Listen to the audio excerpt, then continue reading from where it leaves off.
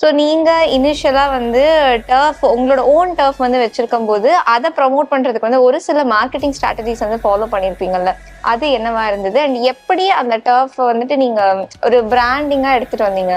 நான் டர்ஃப் கட்டிட்டு இருந்த காலத்துலலாம் வந்து Instagram was not so active. Instagram is now only active. Back in 2017 or 18லலாம் அந்த அளவுக்கு அது க்ரோத் கிடையாது. வேர்ட் ஆஃப் மவுத்தில் போச்சு.